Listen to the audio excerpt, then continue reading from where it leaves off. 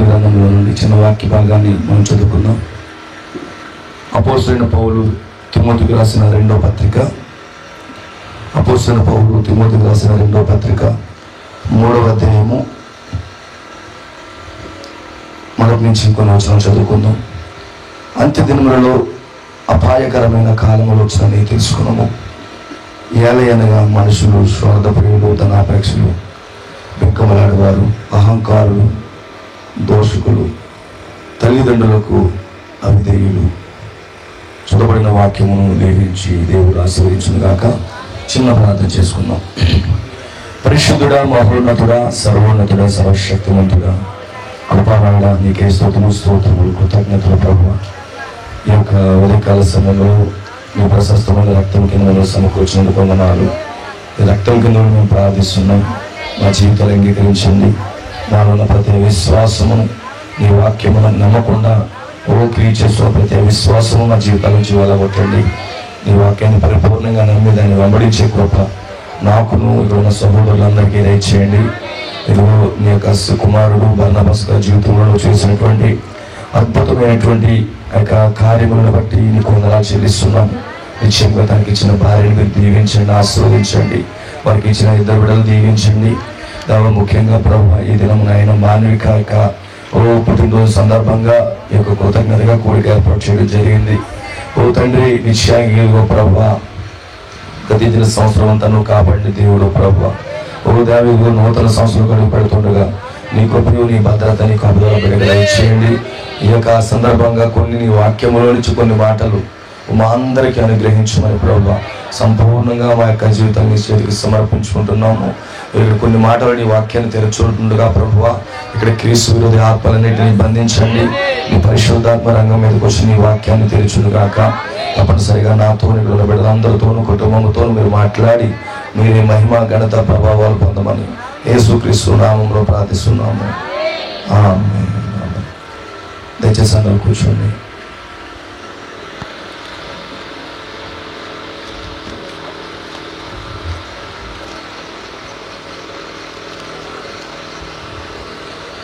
క్రీస్తునందు ప్రియమైన సోదరి సోదరులందరికీ కూడా మన ప్రభువైన యేసుక్రీస్తు నామములో నా యొక్క ప్రత్యేకమైనటువంటి వందనాలు తెలియజేస్తున్నాను. ప్రభువు మిమ్మల్ని అందరినీ కూడా అత్యధికంగా ఆశీర్వదించును గాక. ముఖ్యంగా సోదరులు బర్నబాస్ గారి సోదరు విషయంలో దేవుడు చేసిన మేలు బట్టి, ఉపకారాన్ని బట్టి విషయంగా దేవుడు అత్యధికంగా వారిని ఆశీర్వదించును గాక. హల్లెలూయా. బర్నబాస్ అంటే ప్రోత్సాహపరుడు అని అర్థం. బర్నబాస్ అంటే ప్రోత్సాహపరుడు. దేవుడికి స్తోత్రం కలుగును గాక. ఆ రోజు యొక్క బర్నబా యొక్క పౌలు వీళ్ళందరూ సహవాసం చేస్తున్నప్పుడు నేను నమ్ముతున్నాను పౌలు గారు పరిచర్యను ఎక్కువగా ప్రోత్సహించడం నమ్ముతున్నాను నేను.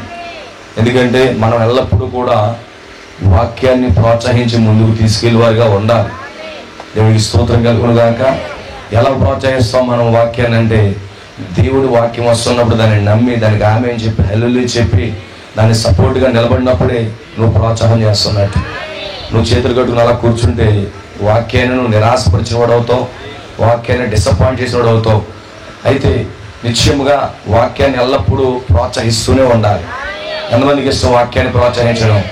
ఈరోజు మనుషులకు కాదు ఆమెను, మనుషులకు కాదు హల్లెలూయా, ఏ వ్యక్తిని మనం గణపరచడం అవసరం లేదు. అయితే మనం గణపరచడానికి మనకు ప్రభువైన యేసుక్రీస్తు ఉన్నాడు. ఏ వ్యక్తిని గణపరచడానికి మనం ఇక్కడ లేము. మనలో ఒకరినొకరిని గణపరచుకోవడం కూడా లేము. కానీ మన సృష్టికర్త అయిన మన ప్రభువైన యేసుక్రీస్తుని గణపరచడానికి దేవుడు మన ఇక్కడ ఉంచాడు. దేవుడికి స్తోత్రం కలుగును గాక. నిశ్చయముగా ఈ యొక్క సమయంలో ఇప్పటికే చాలా సమయం అయ్యింది. అయితే కొద్ది నిమిషాలు యొక్క వాక్యాన్ని మనం ఏందో. వాక్యం లేకుండా ఏది సంపూర్ణం కాదు. వాక్యం లేకుండా ఏది సంపూర్ణం కాదు. ఎన్ని ఉన్నా లేకపోయినా వాక్యం అనేది కానీ లేకపోతే ఆ కూడిక సక్సెస్ఫుల్ కూడిక కాదు. ఈరోజు లోకస్తులు ఏమనుకుంటారంటే మంచిగా భోజనాలు పెట్టాడా, వేట మాంసం వేసాడా, చికెన్ బిర్యానీ పెట్టాడు, చాలా అద్భుతంగా జరిగింది అనుకుంటాము. కానీ అక్కడ అన్నీ ఉంటాయి కానీ దేవుడి వాక్యం ఉండదు. దేవుడి వాక్యానికి వాళ్ళు టైం ఇవ్వరు. ఓ 10 నిమిషాలు 5 నిమిషాలు మాట్లాడితే క్లోజ్ చేసేయండి, భోజనాలు టైం అయిపోయినాయి అనుకుంటా. నీ బిడ్డకి లేకపోతే నీ కుటుంబానికి దీవునిచ్చేది భోజనాలు కాదు. నీ బిడ్డకి నీ కుటుంబానికి దీవునిచ్చేది ఎల్లప్పుడూ వాక్యమై ఉన్నది. హల్లెలూయా. వాక్యం దీవిస్తుంది. తిన్న ఆహారం సాయంకాలం మర్చిపోతాడు. కానీ ఆ రోజు ప్రకటించిన వాక్యము అతని జీవితాన్ని పట్టుకుంటే కనుక, ఓ పలానా గుడికి వెళ్ళాము, దేవుని దర్శించాడు, నాతో మాట్లాడాడని చెప్పి వాళ్ళ లైఫ్ అంతా దానికోసం సాక్ష్యం ఇస్తూ ఉంటారు. నువ్వు ఖర్చు పెట్టే 50,000 60,000 ఫుడ్ పెట్టింది సాయంకాలమే మర్చిపోతారు దాన్ని, కానీ వాక్యం ఎప్పుడు కూడా మర్చిపోరండి. అందుకే క్రైస్తవులుగా దేవునికి ప్రథమ స్థానం ఇవ్వాలి. దేవుడికి స్తోత్రం కలుగును గాక. సో అయితే ఈ యొక్క పుట్టినరోజు సందర్భంగానే ఆ యొక్క పిల్లల్ని దృష్టిలో పెట్టుకొని కొన్ని విషయాలు చెప్పాలని నేను ఆసక్తి చూపిస్తూ ఉన్నాను. అయితే ఈ యొక్క మధ్యాహ్నం మీరు గమనించండి, ఇక్కడ అపోస్తలుడైన పౌలు గారు తిమోతికి రాస్తా ఉన్నాడు. Is a pastor. తిమోతి ఎవరో కాదు, అక్కడ పాస్టర్ అయి ఉన్నాడు. ఆ పౌలు గారు ఎవరో కాదు, ప్రవక్త అయి ఉన్నాడు. పౌలు గారు ప్రవక్త, ఎందుకంటే పౌలు అపోస్తలుడు మరియు అదే రీతిగా ఒక ప్రవక్త అయి ఉన్నాడు. ఎందుకు ప్రవక్త అయి ఉన్నాడంటే పౌలు గారి వద్దకి వాక్యం వచ్చింది. ఆమోసు గ్రంథం ప్రకారముగా దేవుడు తన సేవకులైన ప్రవక్తలకి తెలియపరుస్తాడు అన్నాడు. ఎప్పుడు వాక్యం ఎల్లప్పుడూ ప్రవక్త యొద్దకు వస్తుంది, ప్రవక్త యొద్ద నుంచే ఆ యొక్క పాస్టర్లకు వస్తుంది, అక్కడి నుంచే సంఘాలకు వస్తుంది. దేవుడు ఖచ్చితంగా ఒక క్రమముగా దేవుడు జరిగిస్తూ వస్తాడండి. ఆయన మన దేవుడు క్రమం కలిగిన దేవుడు. ఆమె అక్రమంలో దేవుడు పనిచేయడు, ఆయన క్రమముగా పనిచేస్తాడు. ఆయన క్రమాన్ని ఇష్టపడతాడు. క్రమాన్ని దాటితే దేవుడు అక్కడ ఉండడు అనమాట. అందుకే చూడండి, ఒక కరెంట్ తయారు చేస్తున్నప్పుడు అక్కడ జనరేషన్ అంటారు, కరెంట్ ఉత్పత్తి చేస్తారు. ఉత్పత్తి చేసిన కరెంట్ని డైరెక్ట్గా మన ఇంట్లో పెడితే మన ఇల్లులో ఉన్న అన్ని షార్ట్ సర్క్యూట్ వస్తాయి. ఎందుకంటే చాలా హై వోల్టేజ్ కరెంట్ వస్తుంది. దాన్ని ఏం చేస్తారంటే ఒక సబ్స్టేషన్కి లేకపోతే గ్రిడ్కి పంపించి, మళ్ళీ అక్కడి నుంచి సబ్స్టేషన్ పంపించి, అక్కడి నుంచి మీ గ్రామంలో ఉన్నటువంటి ట్రాన్స్ఫార్మర్ పంపించి, అక్కడి నుంచి ట్రాన్స్ఫార్మర్ నుంచి మళ్ళీ చిన్న బాక్స్కి పంపించి, మళ్ళా బాక్స్ నుంచి నీ మీటర్కి పంపిస్తారు. నీ మీటర్కి వచ్చిందంతా కూడా నువ్వు కరెంట్ తీసుకుంటే నువ్వు పేలిపోతావు. తర్వాత అది ప్లగ్కి ఇస్తాడు. ఆమేన్. సో ఎంతో 33 kV 133 అలా ఉత్పత్తి చేస్తే ఇంటికి వచ్చేటప్పటికి చాలా తక్కువ వోల్టేజ్ ఉపయోగపడుతుంది. సో అది స్టెప్ డౌన్ చేసుకుంటూ వస్తుంది. అలాగే దేవుని వాక్యం ఎల్లప్పుడూ కూడా ఆయన ప్రవక్త యొద్దకు పంపిస్తాడు. ప్రవక్త యొద్ద నుంచి సేవకుల దగ్గరకు వస్తుంది, 5 రకాల పరిచయకు వస్తుంది. అక్కడి నుంచి దేవుడు తన సంఘానికి ఇస్తాడనమాట. దేవునికి స్తోత్రం కలుగును గాక. అయితే వాక్యం ఇచ్చేది దేవుడే. ప్రవక్త వాక్యాన్ని ఇవ్వడు, కానీ ప్రవక్తకు దేవుడు వాక్యాన్ని ఇస్తాడు. ఇప్పుడు ఆ వాక్యాన్ని పట్టుకొచ్చి సంఘానికి ఇస్తాడు. దేవునికి స్తోత్రం కలుగునుగా. అంతే తప్ప ప్రవక్త ఏం పుట్టగించేయడు, లేకపోతే ఒక సెమినరీలో ట్రైనింగ్ అవ్వడు. దేవునికి స్తోత్రం. ట్రైనింగ్ అవ్వడు. అతను దేవుని చేత అభిషేకించబడి దేవుని వద్ద నుంచి వాక్యం పట్టుకొచ్చి ప్రజలకు ఇస్తాడు. అందుకే అక్కడ మొదటి నిర్గమము అనగా నిర్గమాకాండములో ఏం చేస్తాడు, మోషేని దేవుడు ఎన్నుకుని, మోషే అక్కడ ఎవరు, ఒక ప్రవక్త అయి ఉన్నాడు. మోషేని ఎన్నుకుని సీనాయి పర్వతం మీద రప్పించుకుని ఆ ప్రజలందరితో దేవుడు మాట్లాడేది. కానీ అందుకే మీరు చదవండి, పాత నిబంధనలో ఆ యొక్క నిర్గమాకాండం ప్రతిదీ కూడా, లేవ్యకాండం, సంఖ్యాకాండం, దేవుడైన యెహోవా లేకపోతే యెహోవా మోషేకి ఎలాగో సెలవిచ్చి మోషే ద్వారా మాట్లాడించినట్టుగానే ఉంటారు. మోషే ద్వారానే మాట్లాడించాడు. దేవుడు నేరుగా ఎప్పుడూ మాట్లాడలేదు. అయితే అక్కడ ప్రవక్తలతో మాట్లాడతాడు. ప్రవక్త వచ్చి వాక్యాన్ని ఇస్తాడు.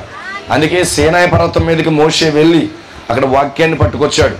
వాక్యం పట్టుకొచ్చి ఒక సంఘం ఏ విధంగా ఉండాలో చెప్పాడు, ఒక మందిరం ఎలా కట్టబడాలో చెప్పాడు, ఒక కుటుంబాలు ఏ విధంగా ఉండాలో చెప్పాడు, నిజంగా బిడ్డలు ఏ విధంగా ఉండాలో చెప్పాడు, భార్య భర్త ఏ విధంగా ఉండాలో చెప్పాడు.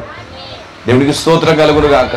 అది పాత నిబంధనలో ఆ యొక్క మోషే ద్వారా ఇవ్వబడినటువంటి ఆ యొక్క గ్రంథము. అలాగే ఇప్పుడు కొత్త నిబంధనలో కూడా పౌలు గారు మధ్యాకాశానికి అలాగా 3వ ఆకాశానికి వెళ్ళినప్పుడు 3వ ఆకాశంలో పౌలు గారికి దేవుడు వాక్యం ఇచ్చాడు. ఇప్పుడు ఆ వాక్యాన్ని పౌలు గారు ఇస్తా ఉన్నాడు. పౌలు గారిది కాదు వాక్యం, దేవుని వాక్యమే పౌలు గారికి ఇచ్చాడు. ఈరోజు వాక్యం ఎవరి సొత్తు కాదు, వాక్యము ఎల్లప్పుడూ దేవుడిది. అయితే దేవుడు ఏం చేస్తాడంటే ప్రవక్తలకు ఇస్తాడు. ప్రవక్తల ద్వారా ఈరోజు మన అందరికీ వస్తూ ఉంది. దేవుడికి మహిమ కలుగును గాక. హల్లెలూయా. ఆ రోజు ఇజ్రాయేల్ ప్రజలు ఏమన్నారు తెలుసా, నువ్వు మాతో మాట్లాడొద్దు, మోషేలో నుండి మాతో మాట్లాడమన్నారు. ఆమేన్. నువ్వు డైరెక్ట్గా మాతో మాట్లాడితే మేము తట్టుకోలేము, అయితే నువ్వు మోషేలో నుంచి మాతో మాట్లాడన్నారు. అందుకే మోషేని దేవుడిగా చేసేసాడు. అక్కడ ఇజ్రాయేల్ ప్రజలకి మోషేయే రక్షకుడిగా ఉన్నాడు. ఆమేన్. అందుకే అహరోను ప్రవక్తగా చేసి మోషేని దేవుడిగా చేసేసాడు అక్కడ. సో అలాగే ఇప్పుడు పౌలు గారు కూడా కొత్త నిబంధనలో ఒక చక్కని విషయం మాట్లాడుతున్నాడు. ఏంటంటే అంత్య దినాల్లో అపాయకరమైన కాలంలో వస్తాయి, డేంజరస్ టైమ్స్, ఒక అపాయకరమైన కాలములు సంభవిస్తాయి. అక్కడ ఎలాంటి ప్రజలు ఉంటారో ఒక్కోటి అంత్య దినాల్లో ఎలాంటి ప్రజలు ఉంటారో ఒక్కో లక్షణాలు చెప్పుకుంటూ వస్తున్నాడు. దరిదాపుగా 15-16 క్యారెక్టర్లు అక్కడ కనబడతా ఉన్నాయి. మీరు చదువుకుని ఇంటికి వెళ్ళిన తర్వాత వరుసపెట్టి చదువుకుంటే చాలా ఇందులో కనబడుతున్నాయి. మనుషులు స్వార్థప్రియులు, ధనాపేక్షలు, బింకములాడేవారు, అహంకారులు, ఆమేన్, దోషకులు, తల్లిదండ్రులకు అవిధేయులు. ఈ అంత్యకాలంలో ఒక క్యారెక్టర్ ఉంది, అదేంటంటే తల్లిదండ్రులకు అవిధేయులు. విధేయత చూపనే వారు ఉంటారని ఆల్రెడీ ఇదివరకు చెప్పేశాడు ఆయన. అందుకే ఇది ఏ కాలం అంటే పిల్లలు తల్లిదండ్రులు గౌరవించినటువంటి కాలమై ఉన్నది.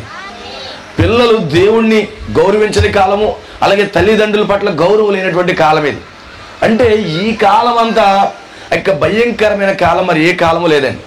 ఎందుకంటే పౌలు గారు మాట్లాడుతుంది భవిష్యత్తును చూసి మాట్లాడుతున్నాడు. ఏదో అప్పుడప్పుడు సంగతులు కాదు, ఒక ప్రవక్త అంటే దూరం ఉన్న సంగతులు చూసి మాట్లాడతాడు. అందుకే పౌలు గారు ఈ కాలం కోసం చూశాడని నమ్ముతున్నాను. ఇవి ఏ కాలములు? అంత్య దినములు. మనం ఎక్కడ నివసిస్తున్నాం అంటే అంత్య దినాల్లో నివసిస్తున్నాం. ఈ అంత్య దినాల్లో ఎలా ఉన్నారంటే పిల్లలు అవిధేయులుగా ఉన్నారు. ఎవరికి అవిధేయులు? తల్లిదండ్రులకు అవిధేయులు, అలాగే దేవునికి కూడా అవిధేయులు అయి ఉన్నారు. ఏంటి అవిధేయత? అవిధేయత ఏంటి? తల్లిదండ్రుల మాటకు లోబడిన వారు ఈ కాలంలో ఉంటారని చెప్పి ఆ యొక్క దేవుడు ఇదివరకే స్పష్టంగా చెప్పాడు. దేవుడికి స్తోత్రం కలుగునుగా. ఎందుకు అవిధేయులుగా ఉంటున్నారు వాళ్ళు? పిల్లలు చాలా చాలా చాలా డేంజరస్ ఉన్నటువంటి కాలం అండి ఇది. ఈ కాలంలో పిల్లలు పెంచడం అనేది చాలా చాలా సవాలుతో కూడిన విషయం. చిన్న బిడ్డని, ఒక 1 year బేబీని పెంచడమే చాలా కష్టం. ఎందుకంటే అంత ప్రమాదకరమైనటువంటి కాలం అండి. పాపము ఎక్కువైపోయిన కాలము, పాపం ఉత్పత్తి అయినటువంటి కాలం, ఎక్కువ ఉత్పత్తి అయింది ఈ కాలంలో. అయితే ఈ కాలంలో పిల్లల్ని పెంచడం అనేది చాలా సవాలు. నువ్వు పిల్లలు పెంచాలంటే ముందుగా నీవు దేవునికి సమర్పించుకుని నువ్వు దేవుడి కొరకు బ్రతికే ఒక స్త్రీ పురుషుడు అయితేనే పిల్లల్ని పెంచగలవు. లేకపోతే నువ్వు బిడ్డల్ని ఎంత మాత్రం కూడా పెంచలేవు. అందుకే పరిశుద్ధ గ్రంథం చెప్తా ఉంది, ఈరోజు మన బిడ్డలు బాగుండాలని చూస్తాము, కానీ మనం మాత్రం ఇష్టానుసారంగా బ్రతుకుతుంటాం. ఈరోజు బిడ్డలు మనకు పూర్తిగా విధేయత చూపించాలంటే ముందుగా మనం దేవునికి విధేయత చూపించాలి. ఈరోజు ఎలాంటి కాలం అంటే తల్లిదండ్రులు దేవునికి విధేయత చూపించట్లేదు, అలాగే బిడ్డలు తల్లిదండ్రులకు విధేయత చూపించట్లేదు. నిజంగా ఒక కుటుంబం అనేది దేవునికి సంపూర్ణ విధేయత చూపించినప్పుడు వారి యొక్క బిడ్డలు కూడా ఆ యొక్క తల్లిదండ్రులకి సంపూర్ణ విధేయత చూపిస్తారు. ఎందుకంటే చాలా భయంకరంగా ఉంది ఈరోజు తల్లిని తిట్టే రోజులు ఇవి. తల్లిని బూతులు మాట్లాడి ఇష్టమైనట్టుగా దూషించే కాలం ఇది. ఎందుకంటే చెప్పేశాడు, వాళ్ళు అనేక మంది లేఖనాలు నెరవేరుస్తూ ఉన్నారు. అక్కడ తల్లి ఆ యొక్క స్వయంగా ఆ యొక్క 9 నెలలు మోసి తన గర్భంలో పెంచి నిజంగా చక్కటి ప్రసవాన్ని ఇచ్చి భూమి మీద అన్ని ప్రొవైడ్ చేసిన తర్వాత కూడా ఈరోజు బిడ్డలు ఏం చేస్తారంటే తల్లిదండ్రులు తన్నుతున్నారు, తల్లిదండ్రులు కొడుతున్నారు, భయంకరంగా బూతులు మాట్లాడుతున్నారు. తల్లి కడుపు కోతను గురి చేస్తున్నది ఏ కాలమైన ఉందంటే ఇదే కాలమై ఉన్నది. చాలా చాలా బాధపడతా ఉన్నారు, చాలా చాలా బాధలో ఉన్నారు. దానికి కారణం ఏంటి? ఆల్రెడీ ఇదివరకే ప్రవచించాడు. ఈరోజు బిడ్డలు చాలా చాలా భయంకరంగా స్థితిలో ఉన్నారు. కొంత వయసు వచ్చేటప్పటికి నీకేం తెలియదు ఊరుకని చెప్పేసి తల్లిని గద్దిస్తారు, లేకపోతే తండ్రిని గద్దిస్తారు. వాళ్ళు ఏ విధంగా అయినా చేయడానికి వెనకాడట్లేదు. ఎందుకంటే నీకేమీ తెలియదు, నాకు అన్నీ తెలుసు, నా దగ్గర అన్నీ ఉన్నాయి అన్నట్టుగానే వాళ్ళ సంపాదన ఏముండదు. కానీ తల్లిదండ్రులు మాత్రము చాలా దారుణంగా దూషిస్తూ అపహసిస్తూ హేళన చేస్తూ మాట్లాడే కాలమైనదండి. చూడండి, ప్రపంచవ్యాప్తంగా ఏ బిడ్డలు కూడా ఆల్మోస్ట్ చాలా మంది తల్లిదండ్రులకి గౌరవించినటువంటి ప్రజలు ఉన్నారు, తల్లిదండ్రులకి విధేయత చూపినటువంటి ప్రజలు ఉన్నారు. బైబిల్ చాలా స్పష్టంగా చెప్తుంది, ఎవరైతే తల్లిదండ్రులకి మర్యాద చూపించరో, తల్లిదండ్రులకి గౌరవం చూపించరో వాళ్ళని రాళ్లతో కొట్టి చంపాలంట. ధర్మశాస్త్రం ప్రకారముగా వాళ్ళని రాళ్లతో కొట్టి చంపాలట. ఊరు బయటికి తీసుకొచ్చేసి ఎవరైతే తల్లిని దూషిస్తున్నాడో, ఎవరైతే తల్లిని అపహసించి మాట్లాడుతున్నాడో, తల్లి నిజంగా ఎలాంటి రకరకాల వల్గర్ లాంగ్వేజ్తో మాట్లాడుతున్నాడో వీళ్ళ రాళ్లతో కూడా చంపేయచ్చంట ధర్మశాస్త్రం ప్రకారం. నిజంగా ఇప్పుడు ఆ ధర్మశాస్త్రమే అమలవుతే కనుక ఈ యొక్క బిడ్డలు ఎవ్వరూ భూమి మీద ఉండరండి. ఎందుకంటే ఆల్మోస్ట్ తల్లిని తిట్టేవాడే, తల్లిని తన్నేవాడే, తల్లిని కొట్టేవాడే, తండ్రిని ఇష్టమైనట్టుగా బూతులు మాట్లాడేవారే ఉన్నారు. అయితే అలా చూసుకుంటే ధర్మశాస్త్రం, పాత నిబంధనలు ఉన్న ధర్మశాస్త్రం కానీ ఉపయోగించినట్లయితే ఏ కూటమిలో పిల్లలు కనబడరండి. ఎందుకంటే వాళ్ళు చచ్చిపోయి ఉండాలి. అంత చట్టం మోసి అంత గొప్ప చట్టాన్ని తీసుకొచ్చాడండి. ఆ చట్టం అమలవుతే ఈరోజు తల్లిని తిట్టేవాడికి దేవుడు బుద్ధి చెప్తాడు, తండ్రిని హేళన చేసి మాట్లాడేవాడికి దేవుడు బుద్ధి చెప్తాడు.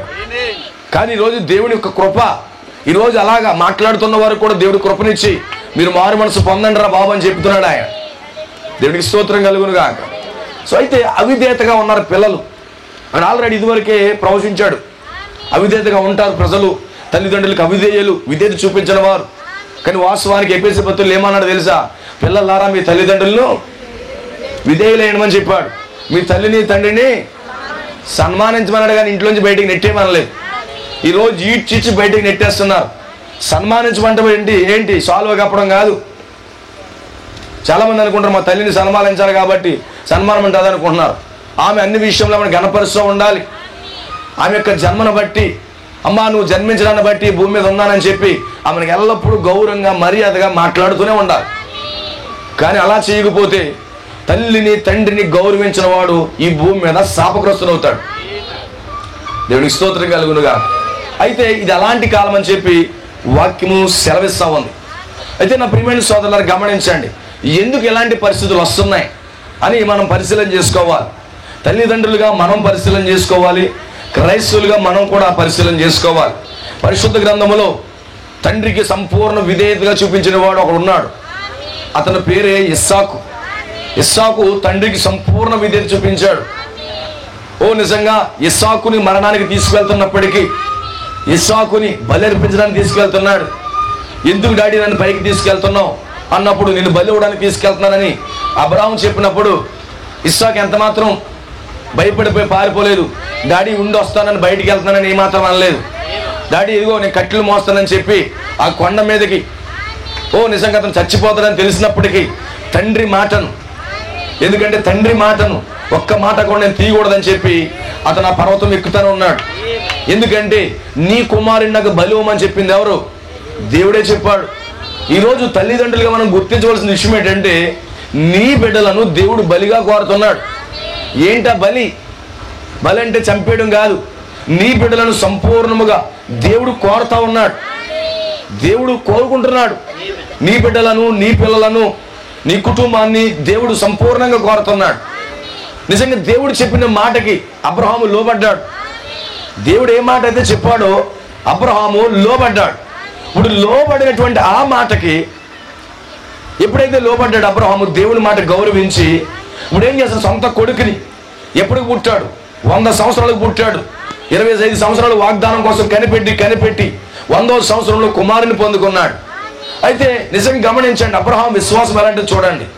అమ్మా వాటర్ ఆపేసండి, కొన్ని అటు తిరక్కండి, తీసండి, తిరక్కండి, అటు తిరక్కండి. నేను చెప్తున్నాను కదా, గంటలోపే ముగించేస్తాను. మంచి లేకుండా ఉండొచ్చు, ఏం కాదు. అమ్మేన్ అర్థమవుతుంది. ఎవరు తిరక్కండి, ఎవరు కాఫీ టీలు డ్రింకులు జాంతానే హే అర్థమైంది, డిస్టర్బ్ చేయకండి. అర్థమైంది. ప్రభు సన్నిధి కాబట్టి మీకు ప్రేమ ఉంటే కొంచెం బయటికి వెళ్ళిన తర్వాత ఇవ్వండి. ఆమె ఎండ ఉడికేమనంటే నాకే వస్తుంది, ఎందుకంటే నన్ను కట్టేహారు, ఇక్కడ బంధించారు. వీళ్ళ ప్లాన్ ఉండొచ్చు ఏంటంటే త్వరగా ముగించేస్తాడేమో. హల్లెలూయా. గమనించండి, పాతాళం కంటే ఎండ పెద్ద ఎక్కువేం కాదు. ఆ ఎండను తప్పించుకోవడానికి ఎండలో ఉన్నాము. హల్లెలూయా. సర్దికి కొంచెం దృష్టి పెట్టండి, కాన్సన్ట్రేషన్ మాకు దెబ్బతినవద్దు. చూడండి, ఇస్సాకు యొక్క ఆలోచన చూడండి. ఒక చక్కని కుమారుడు అతను కేవలము చాలా తక్కువ వయసుడు మాత్రమే, చాలా పెద్ద వయసుడు ఏం కాదు, చాలా తక్కువ వయసు ఉంది అతనికి. దరిదాపుగా 12 సంవత్సరాలు ఉంటాయేమో, బహుశా 7వ తరగతి చదువుతాడేమో ఇప్పుడు కానీ స్కూల్లో వేస్తే. అలాంటి సమయంలో తన తండ్రికి దేవుడు మాట్లాడన్న సంగతి ఇస్సాకు అర్థమైంది. తన తండ్రితో దేవుడు మాట్లాడాడు అని చెప్పి ఇస్సాకుకి అర్థమయ్యి, తండ్రి ఎక్కడ దేవుని మాటని తీసేస్తాడో, ఒకవేళ నేను పారిపోతే నా తండ్రి దేవుని వద్ద అవిశ్వాస అయిపోతాడు, నా ప్రవర్తన బట్టి, ఒకవేళ నా ప్రవర్తన బట్టి దేవుడి వద్ద నా తండ్రికి అవిశ్వాసం వస్తుందేమో, లేకపోతే తండ్రిని గణపరచిన వాడిగా ఉంటాడేమో, నా తండ్రికి అక్కడ మాట వస్తుందేమో, వాక్యానికి లోబడిన వాడిగా, లేకపోతే నా తండ్రి యొక్క సాక్ష్యం పోద్దామని చెప్పి తండ్రి సాక్ష్యం కోసం ఇస్సాకు ఆలోచించాడండి. ఈరోజు బిడ్డలుగా అనేక మంది తండ్రి సాక్ష్యమా మొహమా, మా డాడీ ఎలాగుంటాడు నా ఇష్టం వచ్చినట్టుగా నేను తిరుగుతాను అనుకున్న వాళ్ళు ఉన్నారు. తండ్రి ఏమో మంచి పాస్టర్ అయితే, కొడుకు అయితే మంచి గంజా తాగుతుంటాడు. తండ్రి పాస్టర్ అయితే కుమార్తె అయితే లేచిపోయి వెళ్ళిపోతుంది. కనీసం తండ్రి కోసం ఆలోచించే వాళ్ళు కూడా లేరు. తల్లిదండ్రులు ఎంత కష్టపడి పెంచినా వాళ్ళ కోసం ఆలోచించే వాళ్ళు లేరు. కానీ ఇక్కడ అబ్రహాముతో దేవుడు మాట్లాడాడు. నీ కుమారుని ఇచ్చేయి. ఒకవేళ ఆ మాట ఇస్సాకుకి అర్థమై, ఓ నన్ను చంపేపోతున్నాడు, నేను ఎక్కడికైనా అనాథాశ్రమం పోయి ఎక్కడన్నా బ్రతుకుతాను, నేను చావడానికి ఇష్టం లేదని మాత్రం ఇస్సాకు అంటలేదట. ఓ నా తండ్రికి మాట వస్తుంది, ఇప్పుడు నా తండ్రి సాక్ష్యం కోల్పోతాడు, నేను సరిగా బ్రతకకపోతే, నేను తండ్రికి లోబడకపోతే నా తండ్రి యొక్క సాక్ష్యం కోల్పోతానని చెప్పి తన చావుని అతనే మోసుకెళ్తున్నాడండి. అతను నిజమైన కొడుకే ఉన్నాడండి, అతను నిజమైన కుమారుడండి. తల్లిదండ్రులు సాక్ష్యాన్ని కాపాడేవాడు నిజమైన కుమారుడు, నిజమైన కుమార్తె ఉందండి. ఈరోజు తల్లిదండ్రులు సాక్ష్యం కాపాడడానికి మొట్టమొదటి వ్యక్తి ఆ ఇస్సాకేనండి. ఒకవేళ ఇస్సాకు ఏదన్నా నిర్ణయం కానీ మార్చుకుని ఇంట్లో నుంచి కానీ పారిపోయాడంటే, ఎందుకంటే చావు అంటే ఎవరికి ఇష్టం ఉండదు, నన్ను చంపేస్తాడంటే పారిపోతారు. అయినప్పటికీ కూడా ఒకవేళ నేను పారిపోతే నా తండ్రికి అవమానం వస్తుంది, ఆయన సాక్ష్యం కోల్పోతుంది. ఇప్పుడు నా తండ్రి సాక్ష్యాన్ని నేను నిలబెట్టాలి, నా తల్లి సాక్ష్యాన్ని నిలబెట్టాలి నేనని చెప్పి ఇస్సాకు తన చావును అతనే మోసుకుని వెళ్తున్నాడండి. ఈరోజు అలాంటి కుమారులు చాలా తక్కువ ఉన్నారండి. అలాంటి కుమారులు చాలా చాలా తక్కువ ఉన్నారు. తండ్రి సాక్ష్యాన్ని కాపాడేవాళ్ళు, సంఘము సాక్ష్యాన్ని కాపాడేవాళ్ళు, పాస్టర్ సాక్ష్యాన్ని కాపాడేవారు చాలా తక్కువగా ఉన్నారు. ఆమేన్. అందుకే ఒక తండ్రి యొక్క సాక్ష్యాన్ని బిడ్డల మీద కాపాడే బాధ్యత బిడ్డలకు ఉంది. తండ్రి సాక్ష్యాన్ని కాపాడి తల్లి సాక్ష్యాన్ని కాపాడే బాధ్యత బిడ్డల మీద ఉంది. ఏదన్నా బిడ్డలు కానీ రాంగ్ వేలో వెళ్ళారంటే తల్లిదండ్రులు సాక్ష్యం కోల్పోతారు. కానీ ఇస్సాకు ఆ యొక్క తండ్రి సాక్ష్యాన్ని కాపాడడం కోసం తన చావుని వెళ్తున్నాడు. అప్పుడు అడుగుతున్నాడు, డాడీ కట్టెలు ఉన్నాయి, బలికి పొట్టలేదు అన్నప్పుడు అన్ని దేవుడు చూసుకుంటాడు, నువ్వు పద అని చెప్తున్నాడు. ఇస్సాకుని ఆ యొక్క కట్టెల మీద పడుకోబెట్టేశాడు. చూడండి, తన కుమారుడి మీద కత్తి కూడా ఎత్తుతున్నాడు. అక్కడ కొడుకు భయపడట్లేదు, తండ్రి భయపడట్లేదు. సో ఎలాంటి కుటుంబం చూడండి, నిజంగా ఎలాంటి కుటుంబం చూడండి. ఒకవేళ ఇస్సాకు పారిపోతే అబ్రహాము సాక్ష్యం కోల్పోతుంది. ఒకవేళ అబ్రహాము కుమారుడి మీద ప్రేమతో దేవుని మాటను నిర్లక్ష్యం చేసినా అబ్రహాము సాక్ష్యం కోల్పోతుంది. అందుకే ఈరోజు అబ్రహాము తన సాక్ష్యం కొరకు, తన విశ్వాసమును కాపాడుకునే కొరకు అబ్రహాము ఆ యొక్క కుమారుని ఇవ్వడంలో వెనుతీ లేదని రాశాడు బైబిల్లో. వెంటనే దేవుని యొక్క దూత అక్కడ దిగొచ్చేసి అక్కడ చావును ఆపేసింది. దేవుడికి స్తోత్రం కలుగును గాక. అందుకే పరిశుద్ధ గ్రంథంలో సంపూర్ణ విధేయత చూపించినటువంటి బిడ్డల్లో ఇస్సాకు ఒకడండి. అదేవిధంగా పరిశుద్ధ గ్రంథంలో సంపూర్ణ విధేయత చూపించినటువంటి కుమార్తె ఉంది, ఆమె యెఫ్తా కుమార్తె. యెఫ్తా మొక్కుకున్నాడు, నేను యుద్ధానికి వెళ్తున్నాను, నేను యుద్ధానికి జయించి నేను తిరిగి ఇంటికి వచ్చేటప్పటికి ఎవరైతే నా గుమ్మములో నాకు మొదటిగా కనబడతారో ప్రభువా వాళ్ళకి బలి చేస్తానని మొక్కుకున్నట్టుగానే యెఫ్తా యుద్ధంలోకి వెళ్ళి విజయం సాధించి గొప్ప విజయోత్సవం వస్తున్నప్పుడు మొట్టమొదటిగా తన సొంత కుమార్తె, ఏకైక కుమార్తె, ఇంకిద్దరు ముగ్గురు లేరు, ఏకైక కుమార్తె ఇక్కడ నాట్యం చేసుకుంటూ వస్తూ ఉంది. హల్లెలూయా. యెఫ్తాకి యుద్ధంలో గెలిచిన ఆనందం కంటే ఇప్పుడు నా కుమార్తెను బలి ఇవ్వాలి అనే దుఃఖం ఎక్కువైపోయింది. ఏం చేయాలో తెలియని పరిస్థితి. ఇప్పుడు కుమార్తె వచ్చింది. తన తండ్రి దేవునికి మొక్కుకోవడం తన కుమార్తె గమనించింది. అందుకే తల్లిదండ్రులు మొక్కుకున్న విషయాలు బిడ్డలకు కూడా బోధించాలి. అమ్మ నేను మొక్కుకున్నాను నీ కోసం, వాళ్ళకి తెలియకపోవచ్చు. కానీ యెఫ్తా కుమార్తె యవనస్తురాలు, తన తండ్రి దేవుని వద్ద మొక్కుకోవడం యెఫ్తా కుమార్తె చూసింది. హల్లెలూయా. ఒకవేళ ఈ మొక్కుబడిలో నేనే ఎదురయ్యాను కాబట్టి నా ప్రాణమే ఇవ్వాలి, నా ప్రాణమే అక్కడ పెట్టాలి. ఆమేన్. ఒకవేళ ప్రాణం పెట్టకుండా ఏ బాయ్ ఫ్రెండ్తో గర్ల్ ఫ్రెండ్తో లేకపోతే ఎవరితోన్నా పోయిందంటే కనుక యెఫ్తా విజయానికి యెఫ్తా సాక్ష్యం ఎలాంటిది ఉండదు. అందుకోసమే డాడీ నువ్వు చింతపడొద్దు, నువ్వు మొక్కుకున్నట్టుగానే నాకు కొంత టైమి నా కన్యత్వపు కోసం నేను అంగలారుస్తాను, నేను మొర్ర పెడతానని చెప్పి నిజంగా కొంతకాలం కన్యకలు అందరూ మొర్రపెట్టి తర్వాత ఏమవుతుంది, తన తండ్రి సాక్ష్యం పోకూడదని సంపూర్ణ విధేయత చూపిస్తున్నాయి. ఈరోజు అలాంటి బిడ్డల కోసం తల్లిదండ్రులు ఎదురు చూడాలని. వాళ్ళు పుట్టుకతోనే నాజీరు చేయబడిన వ్యక్తులు. వాళ్ళు పుట్టుకతో నాజీరు చేయబడిన వారు ప్రవర్తన, వారి జీవితం ఆ విధంగా ఉంటుందండి. ఎంతమందికి అర్థమవుతుంది? ఎంతమంది కోరుతున్నారండి అలాగా? తండ్రి సాక్ష్యాన్ని కాపాడే బిడ్డలు నాకు కావాలి, నా సాక్ష్యాన్ని, నా కుటుంబ సాక్ష్యాన్ని కాపాడే బిడ్డలు నాకు కావాలని ఎప్పుడు కూడా తల్లిదండ్రులుగా మనం కోరుకోవాలండి. దేవునికి స్తోత్రం కలుగును గాక. హల్లెలూయా. దేవునికి మహిమ కలుగును గాక. అందుకే అబ్రహాము సాక్ష్యాన్ని కాపాడి నిలబెట్టింది ఇస్సాకు అయి ఉన్నాడు. ఆ యొక్క యెఫ్తా సాక్ష్యాన్ని నిలబెట్టింది తన కుమార్తె అయి ఉన్నది. ఈ రోజు నిజంగా చూడండి లోకం ఎలా ఉందో. తండ్రిని బయటెట్టి తల్లిని బయటెట్టే కాలం ఇది. హల్లెలూయా. వాళ్ళ యొక్క క్షణికాలపు ఆవేశాలతో కుటుంబాలు విడిచిపెట్టేసి ఎవరో యొక్క బాయ్ ఫ్రెండ్తోనో గర్ల్ ఫ్రెండ్స్తోనో పోతూ తండ్రి సాక్ష్యాన్ని, తల్లి సాక్ష్యాన్ని పోగొట్టి దినాలండి ఇవి. కానీ ఈరోజు క్రైస్తవ కుటుంబాలుగా నిజంగా ఒక యెఫ్తా కుమార్తె వలె, ఒక ఇస్సాకు వలె మన బిడ్డలు ఉండాలని ఇప్పుడు కూడా మీరు ప్రార్థన చేయండి. దేవునికి స్తోత్రం కలుగును గాక. అయితే గమనించండి, నేను వర్తమానంలోకి వస్తున్నాను. ఇప్పుడు నీ బిడ్డలు అలా ఉండాలంటే, యెఫ్తా కుమార్తె వలె లేక ఇస్సాకు వలె నీ బిడ్డలు ఉండాలంటే నీ బిడ్డలు నాజీరు చేయబడాలి. ఏంటి నాజీరు? నాజీర్ అంటే దేవుడికి ప్రతిష్ఠితమైనటువంటి ప్రజలు. నాజీర్ అంటే దేవుని కొరకు ప్రత్యేకించబడిన ప్రజలు. వాళ్ళు దేవునికి స్తోత్రం కలుగునుగా. దేవుడికి ప్రత్యేకించబడిన ప్రజలు. అందుకే మనకి దేవుడిచ్చిన బిడ్డలను దేవుడి కొరకే నాజీరు చేయబడాలి. అందుకే మోషేకి దేవుడు నాజీరు కోసం బోధించాడు. అక్కడ సంఖ్యాకాండం 6వ అధ్యాయంలో నాజీరు కోసం బోధించాడు. నాజీర్ అవుట్ అంటే అర్థం ఏంటి? శవములను ముట్టుకోకూడదు, మంగళకత్తి వేసుకోకూడదు, ఆమేన్. నిజంగా ద్రాక్షరసం తాగకూడదు. ఖచ్చితంగా నాజీరు చేయబడాలి. ఎవరైనా దేవునికి మొక్కుకునే ఎడల, దేవునికి ప్రతిష్ఠించుకునే ఎడల ఈ 3 కార్యాలు చేయమని అక్కడ మోషే ద్వారా అక్కడ ఉన్న కుటుంబాలకు చెప్తున్నాడు.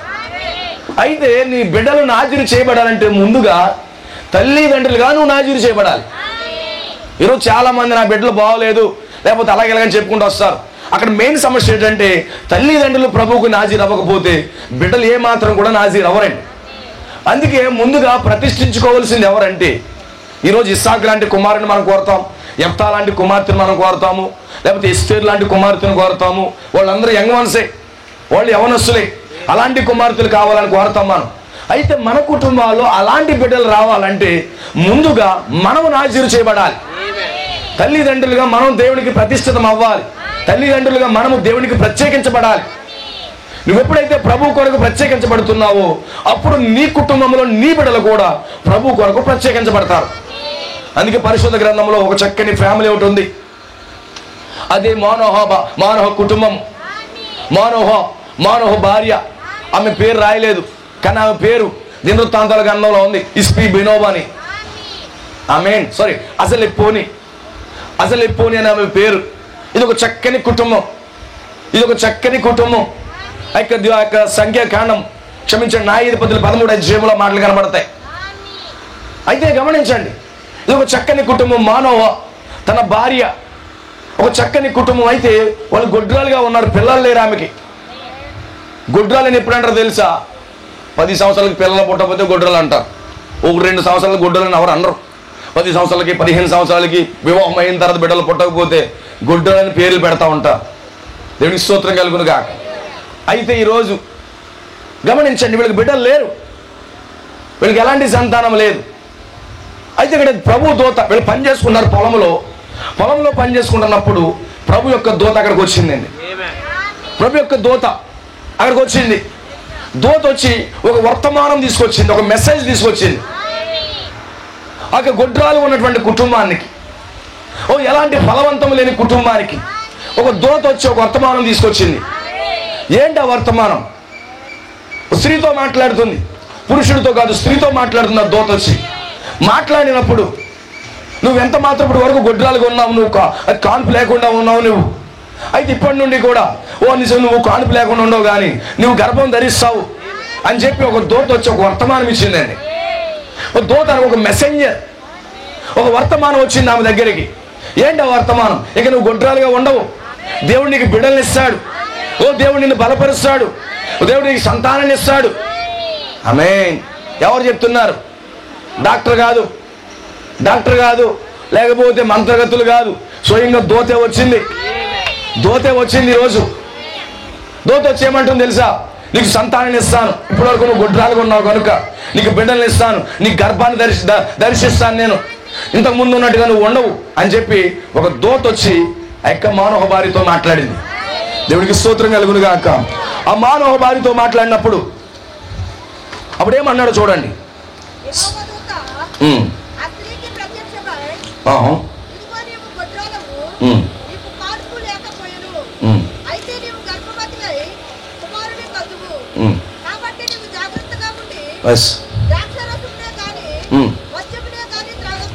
చూడండి ఇక్కడ ఏమన్నాడంటే, ఇప్పుడు ఈమెకు బిడ్డలు ఇవ్వబోతున్నాడు.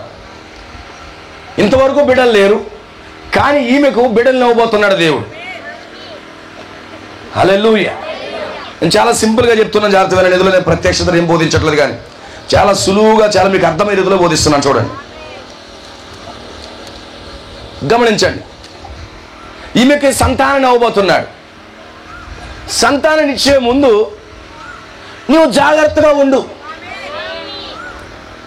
నువ్వు చాలా చాలా జాగ్రత్తగా ఉండు. నువ్వు ద్రాక్షరసమైనను మద్యమైనను అపవిత్రమైన ముట్టుకోవద్దు అంటే ఏమన్నాడంటే, వీళ్ళని ముందుగా నీకు బిడ్డలు వచ్చే ముందు నువ్వు ప్రభుకు నాజీరవు, నువ్వు ప్రభుకు నాజీరవు. ఈరోజు అందరం బిడ్డలు కోరుతాం మనం, కానీ ప్రభుకు సమర్పించుకోము. అందరికీ బిడ్డలు కావాలి. కానీ ఇక్కడ దేవుడి ఉద్దేశం ఏంటంటే, ఎవరైతే బిడ్డలు కోరుతున్నారో, ఎవరైతే సంతానం కోరుతున్నారో వారు ప్రభువు కొరకు నాజీరు చేయబడాలని దేవుడు కోరుతున్నాడు. అందుచేతనే అంటున్నాడు, అమ్మా నీకు బిడ్డలు ఇస్తాను, కానీ నువ్వు ప్రభువుకు నాజీరు చేయబడాలి, నువ్వు ప్రత్యేకించబడాలి. ఎప్పుడైతే ఒక కుటుంబం, ఒక తల్లిదండ్రులు ప్రత్యేకించబడుతున్నారో, ఆ ప్రత్యేకించబడిన ఆ కుటుంబంలో నుంచి వచ్చే పిల్లలు కూడా ప్రత్యేకించబడి వాళ్ళు ప్రభు సేవలో వాళ్ళు వాడబడతారు. అయితే నువ్వు ముందుగా ప్రత్యేకించబడాలంటే నీకు ఒక దూత వర్తమానం కావాలి. నిన్ను ప్రత్యేకపరిచేది ఏంటి? దూత వర్తమానము. ఓ నీ గొడ్రాలతనం నుంచి నిన్ను బయటికి వేరు చేసేది ఏంటి? ఒక దూత వర్తమానము. ఓ నీకు ఫలము లేని స్థితిలో నుంచి నిన్ను వేరు చేసేది ఎవరంటే ఒక దూత వర్తమానము. నీ బలహీనమైన స్థితిలో నుండి, నీ కానుపు లేకుండా ఉన్న స్థితిలో నుండి నిన్ను ఫలవంతంగా మార్చేది ఒక దూత వర్తమానమై ఉన్నది. దూత వర్తమానం నీ స్థితిని మార్చేస్తుంది. దూత వర్తమానము నిన్ను ఫలింపజేస్తుంది. ఎంతమందికి కావాలా దూత వర్తమానము? దూత వర్తమానం వస్తే నీ స్థితి, నీ పరిస్థితి మారిపోతుంది. దేవునికి స్తోత్రం కలుగును గాక. అందుకే ఈ మానవ కుటుంబ పరిస్థితి మార్చడం కోసం దేవుడు ఒక దూతను పంపించాడు. ఈరోజు మన కుటుంబాల పరిస్థితి మార్చడం కోసము ఈ కాలంలో కూడా ఒక దూతను పంపించాడు. ఆ దూత 7వ దూత అయి ఉన్నాడు. ఆ 7వ దూత వర్తమానము నిన్ను నాశనం చేస్తా ఉంది. ఈరోజు ఏ వర్తమానము నిన్ను ప్రభుకు ప్రత్యేకపరిచింది? దూత వర్తమానమే ఆ కుటుంబాన్ని ప్రభుకు ప్రత్యేకపరిచింది. ఈరోజు నువ్వు ప్రత్యేకంగా ఉండడానికి కారణం ఏంటి? నీ కొరకు ఈ కాలంలో ఒక దూత పంపబడింది. ఎంతమంది నమ్ముతున్నారు? ఒక దూత పంపబడి ఉందా? ఒక దూతను దేవుడు పంపించాడా? దూత వర్తమానం నేను నాజీరు చేస్తుందని. అప్పుడు వరకు ఏమంటే ఆమె ఎలా జీవించిందో మనకు తెలియదు, కానీ దూత సడన్గా రంగం మీదకి వచ్చింది.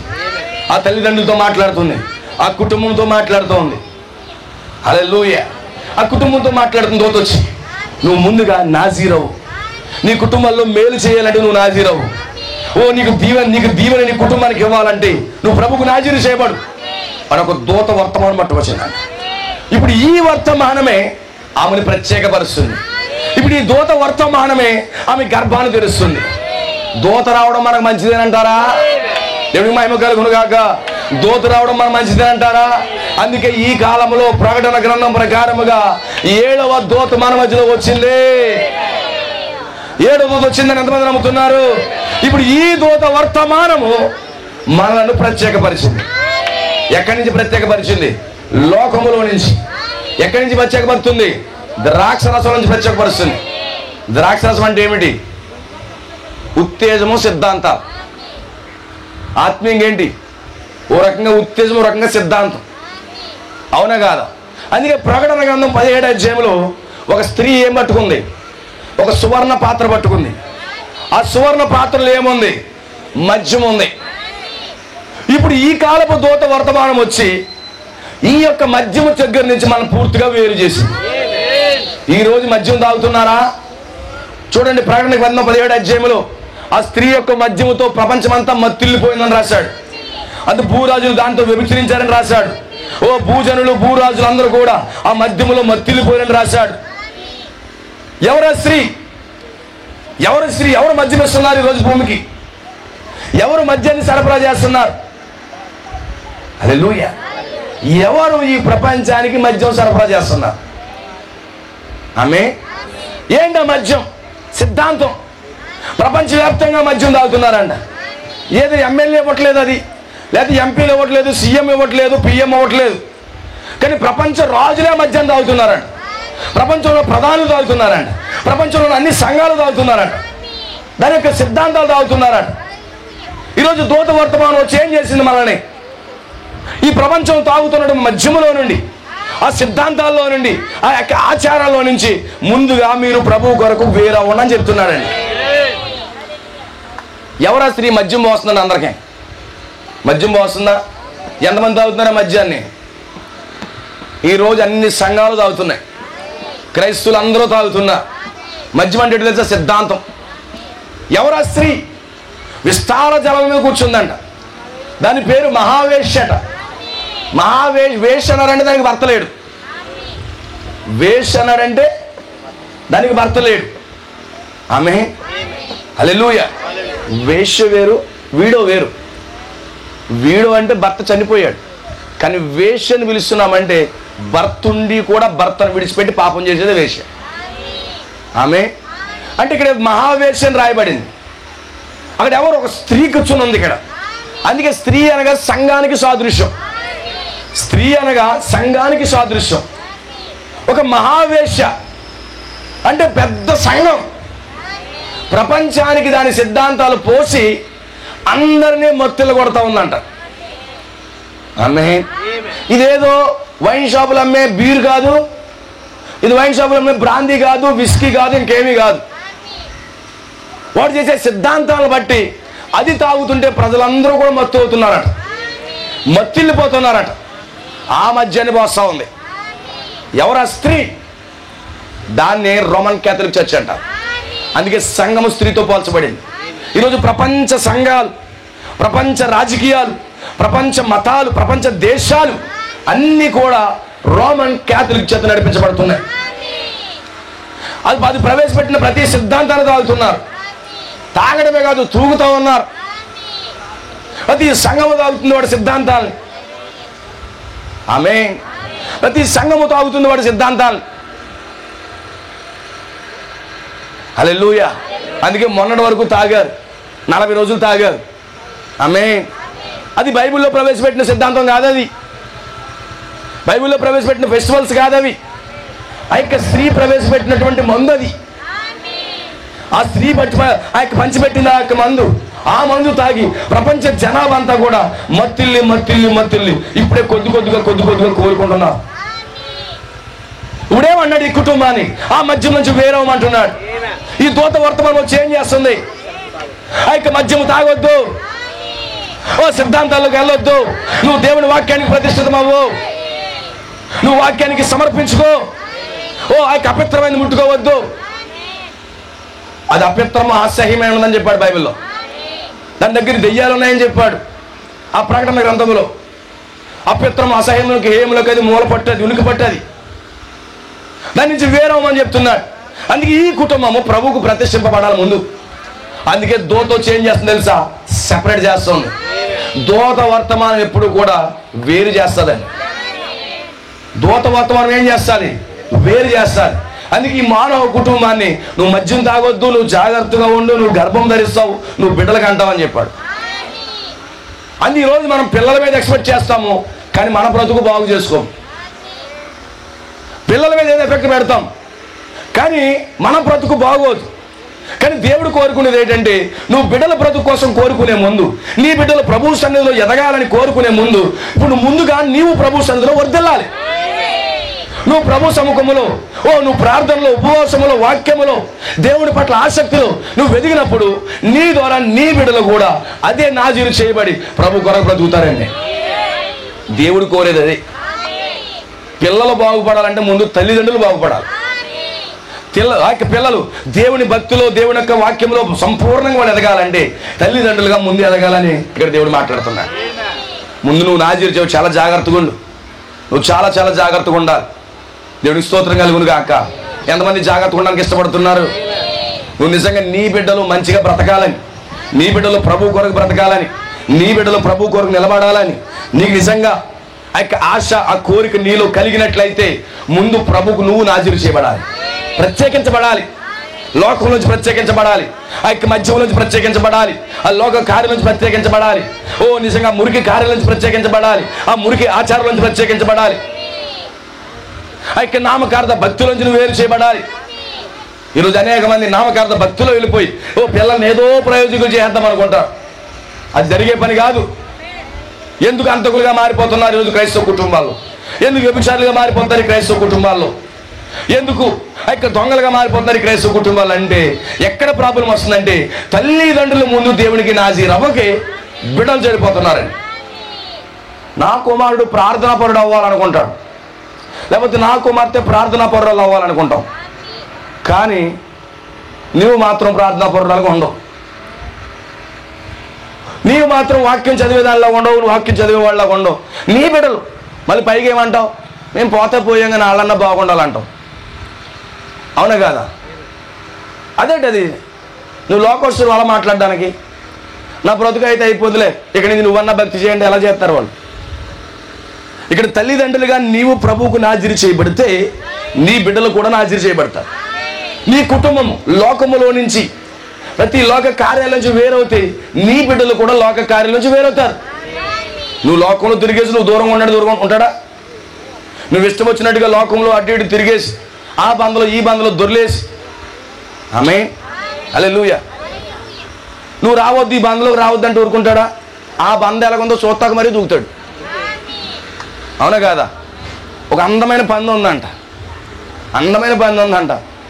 వెళ్తే పిల్లలు మీరు ఎక్కడే ఉండండి, మీకు వద్దు ఈ బంద నేనే భరింతానని చెప్పి మొత్తం బందలో దొరిలేస్తుందంట. చిన్న పంది అనుకుంటుంది, అయ్యో మా తల్లి పంది ఎంత ఎంజాయ్ చేస్తుంది అందులో. ఆమేన్. ఈరోజు తల్లి అలాగే నిద్రపోయే టైంలో మా తల్లి ఎలా పడుకుంది నేను కూడా అలా పడుకుంటాను చెప్పి అలా రెండు కాళ్ళు ఇలాగే దొరుకుతుంటుందా? నువ్వు లోకంలో బ్రతికేసి లోక కార్యంలో మునిగిపోయి లేకపోతే ఆ సినిమాలకి ఆ శేఖాలకి ఇష్టానుసారంగా రంగులు పూసుకుంటూ ఇష్టానుసారంగా వస్త్రధారణ చేస్తూ నువ్వు బాగుండే పిల్ల అంటూ ఊరుకుంటుందా? ఈరోజు క్రైస్తవుల బ్రతుకు అలాగే అయిపోయిందండి. క్రైస్తవుల బ్రతుకు అలాగే అయిపోయింది. లోక సామెత ఉంటుంది, తల్లి గట్టి మీద అయితే పిల్ల చేలో మేస్తుందని. నిజమేంటి అది? ఈరోజు తల్లిదండ్రులుగా మనం భక్తి చేసినప్పుడే మన బిడ్డలు భక్తి చేస్తారండి. అందుకే చెప్తున్నాడు, అమ్మా నీ కుమారుడు రాబోతున్నాడు, నీకు బిడ్డలు రాబోతున్నాను, అందుకే నువ్వు ముందు నాజీరు చేయబడు. అందుకే ఒక కుటుంబం ముందు ప్రభువుకు ప్రతిష్ఠింపబడితే తర్వాత పుట్టే బిడ్డలు కూడా ప్రతిష్ఠింపబడతారండి. నువ్వు ప్రభు కొరకు ప్రత్యేకించబడితేనే కదా నీ బిడ్డను కూడా ప్రత్యేకిస్తావు. నువ్వు కూడా ప్రతిష్ఠించబడితేనే కదా నీ బిడ్డలు కూడా ప్రతిష్ఠిస్తావు. ఈరోజు సమస్య ఏంటంటే ఇదే సమస్య అండి. మన తల్లిదండ్రులకి మన ఇష్టానుసారంగా బ్రతికేస్తాం, వాళ్ళు మాత్రం భక్తి చేయించేస్తాం. వాళ్ళని కూర్చోబెట్టి మన బైబిల్ కూర్చోబెట్టేసి కర్ర పట్టుకుని బైబిల్ చదవంటాం, వాళ్ళ ముందు మనం బైబిల్ చదవం. అవునా కదా? మనం కర్ర పట్టుకుని బైబిల్ చదువు అని కొడుతుంటాం. వాళ్ళు చదువుతారు నిజంగా, కానీ వాళ్ళ ముందు మాత్రం నువ్వు బైబిల్ చదువు కూర్చుంటావు అంతే. ఆమేన్. అందుకే దేవుడు కోరేది ఏంటంటే ప్రభువుకు నువ్వు ప్రతిష్ఠింపబడినప్పుడు, ఆమేన్, ప్రభువుకు మన కుటుంబాలు ప్రతిష్ఠింపబడినప్పుడు, మనం నాజీరు చేయబడినప్పుడు మన బిడ్డలు కూడా నాజీరు చేయబడతారు. ఈ మానవ భార్యకి అది చెప్తున్నాడు, అమ్మా నువ్వు ద్రాక్షరసం ముట్టుకోవద్దు, ఆమేన్, నువ్వు మద్యం సేవించొద్దు. ఈరోజు దూత వర్తమానం చెప్పేది అదే, తల్లిదండ్రులుగా మనకు హెచ్చరిక చేసేది అదే. ఈ గడియ వర్తమానం వచ్చింది అదే. ఈరోజు గడియ వర్తమానం ఎందుకు వచ్చింది? మన కుటుంబాలు ప్రభు కొరకు వేరు చేయబడాలి, మన కుటుంబాలు ప్రభు కొరకు ప్రత్యేకించబడాలి. తల్లిదండ్రులుగా మనం ప్రభు కొరకు వేరు చేయబడినప్పుడు మన బిడ్డలు కూడా ప్రభు కొరకు వేరు చేయబడతారు. ఎందుకంటే లోకంలో భయంకరమైన పాపం ఉంది. ఇలా బయటకు స్కూల్కి వెళ్ళి వచ్చేటప్పటికి అనేక దెయ్యాలు పట్టుకొస్తున్నారు. వాళ్ళు చిన్న బిడ్డగా ఉన్నప్పుడే మనం ఏది చేస్తున్నారు. ఎంత స్పీడ్గా డెవలప్ అయ్యారు చూడండి, ఎంత అడ్వాన్స్ టెక్నాలజీ వచ్చేసింది చూడండి. నువ్వు చేసిన మరుక్షణమే నీ వల్లే వాళ్ళు యాక్టివేట్ చేస్తున్నారు. అదే మరి నీ దగ్గర భక్తి చేసి చూపిస్తే వాళ్ళు చిన్నప్పటి నుంచి భక్తిని నేర్చుకోరు. ఒకవేళ ఇలా తీసుకుని ఎలా పెట్టామనుకో, ఇక్కడ ఉన్న బాటిల్ ఇక్కడ తీసి పెట్టాను అనుకో, నా బిడ్డ అలాగే చూసింది అనుకో, నేను ఉండను, నేను లేనప్పుడు ఏం చేస్తుంది? ఇలాగ తీసి నిలబెడతాం మొదలు. మరి ఇవి నేర్చుకున్నప్పుడు ఇలా పెట్టడం మన బిడ్డలు మన దగ్గర నుంచి నేర్చుకున్నప్పుడు మనం భక్తి చేసినప్పుడు మన దగ్గర భక్తి ఎందుకు నేర్చుకోరు? నేర్చుకుంటారుగా. అంటే ఎక్కడ సమస్య వస్తుందంటే మనం ప్రభుకు డెడికేట్ అవ్వకుండా మన పిల్లలు డెడికేట్ అవ్వాలని చూస్తాం. అలాగనుకున్న కుటుంబం ఎప్పటికీ సక్సెస్ఫుల్గా ఉండదండి. ఎప్పటికీ నెవర్ ఎవర్ సక్సెస్ఫుల్గా ఉండదు. నీ కుటుంబం సక్సెస్ఫుల్గా ఉండాలంటే, ఆమేన్, నిజంగా సక్సెస్ఫుల్గా ఉండాలంటే ఖచ్చితంగా నీవు ప్రభువుకు ప్రత్యేకించబడాలి. దూత వర్తమానం వచ్చేది చేసింది, లోకం నుంచి వేరు చేస్తుంది, ఆ పాపం నుంచి వేరు చేస్తుంది, ఆ లోక కార్యం నుంచి వేరు చేస్తుంది, ఆ లోక ట్రెడిషన్ నుంచి వేరు చేస్తుంది. ఆమేన్, హల్లెలూయా. నువ్వు వాళ్ళ ముందు జీన్ ప్యాంట్ వేసుకుని మూతి నిండా పేస్ట్ రాసుకుని తిరిగితే మరి నీ బిడ్డ ఏం రాసుకుంటుంది? ఎంత దౌర్భాగ్యం ఉందో తెలుసండి క్రైస్తవులు. ఈరోజు అనేక మంది బోధకురాలుగా తయారై మూతి నిండా రంగులు వేసుకుని, నువ్వు కోతు ఏంటి? కోతుకి ఎలా ఉంటుంది? లిప్స్ ఎర్రగా ఉంటాయంట. ఈరోజు క్రైస్తవ బోధకులకి ఎలా ఉన్నాయి?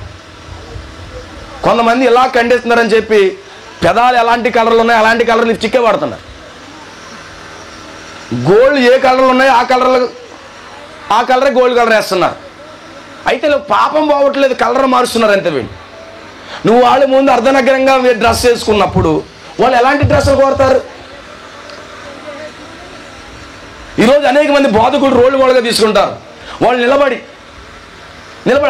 విశస్త్ర వస్త్రాలు వేసుకుని వాళ్ళు బోధిస్తుంటే వాళ్ళు చూసుకుని ఏలేం నేర్చుకుంటారు? అంటే ఎంతలా దౌర్భాగ్యంగా ఉందంటే ఈ పరిస్థితి, చాలా ఘోరమైన పరిస్థితి.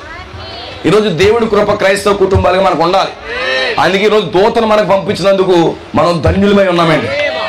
దేవుడు దూతను మన వద్దకు పంపించినందుకు మనం ధన్యకరమైన ప్రజలమై ఉన్నాం. అందుకే దూత ముందే హెచ్చరిక చేస్తుంది, నీ కొడుకు మద్యం మానాలంటే నువ్వు మద్యం మానాలి. ఆమె నీ కొడుకు అపిత్రంగా ఉండకూడదంటే నువ్వు అపిత్రంగా ఉండకూడదు. నీ కొడుకు వ్యభిచారిగా ఉండకూడదంటే నువ్వు వ్యభిచారిగా ఉండకూడదు. నీ కొడుకు ప్రార్థనా పరుడిగా ఉండాలంటే నువ్వు ప్రార్థనా పరుడిగా ఉండాలి. నీ కొడుకు సువార్థకుడు ఉండాలంటే నువ్వు సువార్త చేయాలి. ఓ ప్రభు కొరకు పరిచర్య నీ కొడుకు చేయాలనుకున్నప్పుడు నువ్వు పరిచర్య చేయాలి. ఏదైతే మన బిడ్డల వద్ద నుంచి ఎక్స్పెక్ట్ చేస్తున్నామో అది మనం చేసినప్పుడే వాళ్ళు చేస్తారు. లేకుండా వాళ్ళ దగ్గర ఏమి ఎక్స్పెక్ట్ చేయకూడదు. మనం ఒక కనీసం రవ్వంతా కూడా ఎక్స్పెక్ట్ చేయకూడదు. దేవునికి స్తోత్రం కలుగును గాక. ఎంతమందికి అర్థమవుతుంది సోదరి సోదరుల? హల్లెలూయా. గమనించండి ఈరోజు ఏం జరుగుతుందో. దేవుడు అదే కోరుతున్నాడు. దూత వర్తమానం వచ్చేసేది అదేనండి. Separate your self. నీ కుటుంబాన్ని వేరు చేసుకో, ప్రతి అవిశ్వాసం నుంచి వేరు చేసుకో. అందుకే అబ్రాహాము ఏమన్నాడు? నీ కుమారుని ఇవ్వబోతున్నాను, నేను నీకు కుమారుని ఇవ్వబోతున్నా, అందుకే నువ్వు సెపరేట్ అయిపో అన్నాడా లేదా? నేను అబ్రాహాముకి కుమారుని ఇవ్వబోతున్నా అన్నాడు. షారా గొడ్రాలు అయి ఉన్నది. ఇప్పుడు నిజంగా అబ్రాహాముకి చక్కని కుమారుడు ఇవ్వబోతున్నాడు. ఇప్పుడు అబ్రాహాము ఇవ్వాలంటే దేవునికి ప్రతిష్ఠితం అవ్వాలి, సంపూర్ణంగా దేవునికి లోబడాలి, వేరు చేయబడాలి. అందుకే సొంత ఇంటిలో నుంచి, సొంత గ్రామంలో నుంచి, ఓ స్వదేశంలో నుంచి, అన్ని జనుల్లో నుంచి, పూర్తిగా ప్రతి అవిశ్వాసంలో నుంచి అబ్రహాం వేరయ్యాడు. ఎప్పుడైతే ఇతను పరిపూర్ణంగా ప్రభు కొరకు నాజీరు చేయబడ్డాడో, నాజీరు చేయబడిన తర్వాత నాజీరు చేయబడిన కుమారుని ఇచ్చాడు. అందుకే అబ్రహాము సాక్ష్యం నిలబడింది, ఇస్సాకు సాక్ష్యం కూడా నిలబడింది. ఆమేన్. వేరే చేయలేదు అబ్రహాము. హల్లెలూయా. అయిపోవు మా డాడీ, అయిపోవు మా మమ్మీ అంటే కుదరదు. ఇంకా వాక్యము కోసం మనం నిలబడాలి అంతే. వాళ్ళని ప్రేమించాలి, వాళ్ళు గౌరవించాలి, వాక్యం కొరకు మనం నిలబడాలి. అయిపోవు మా సొంత సంఘం అంటే కుదరదు. నిశ్చయంగా నువ్వు సెపరేట్ అవ్వాలి వాక్యం కొరకు. అబ్రహాము నాజీరు చేయబడ్డాడు. అందుకే తన కొడుకు సంపూర్ణ విధేయత చూపించాడు. ఇప్పుడు నీ బిడ్డలు సంపూర్ణ విధేయత చూపించాలంటే ముందు నువ్వు ప్రభు కొరకు పరిపూర్ణంగా నాజీరు చేయబడాలి. అబ్రహాము కుటుంబం ఎందుకు సక్సెస్ఫుల్గా ఉంది? బికాజ్ గమనించండి, ఇస్సాకు రాక మునిపే వీళ్ళ ప్రభుకు ప్రతిష్ఠితం అయిపోయారు. అక్కడ సంసోను రాక మునిపే ఈ మానవ కుటుంబం ప్రభుకు ప్రతిష్ఠితం అయిపోయింది. ఆమేన్. హల్లెలూయా. మరి ఏం చేస్తాం మనం ఇప్పుడు? అబ్రహాము వెళ్ళిపోవడం ఇష్టం లేక తండ్రే వచ్చాడు తప్ప. ఆమేన్. హల్లెలూయా. తండ్రే వచ్చేసాడు వెనక, అబ్రహామును విడిచిపెట్టలేనని. దేవునికి స్తోత్రం కలుగునుగా. అంత దేవుని వాక్యానికి విలువిచ్చాడండి అబ్రహాము. లేక అబ్రహాము ప్రతిష్ట కాకపోతే గనుక అబ్రహాము జీవితంలో ఇస్సాకే లేడు. అబ్రహాము జీవితంలో ఇస్సాకే లేడు. దేవునికి స్తోత్రం కలుగునుగా. నా ప్రియమైన సోదరి సోదరులు, అభినా 50 నిమిషాలు చెప్పమంటున్నాడు ఆయన. ఇంకా 50 నిమిషాలు చెప్పమంటున్నాడు ఆయన. దేవునికి స్తోత్రం కలుగునా. అంటే 2 గంటల వరకు చెప్పుకోవచ్చు నన్ను.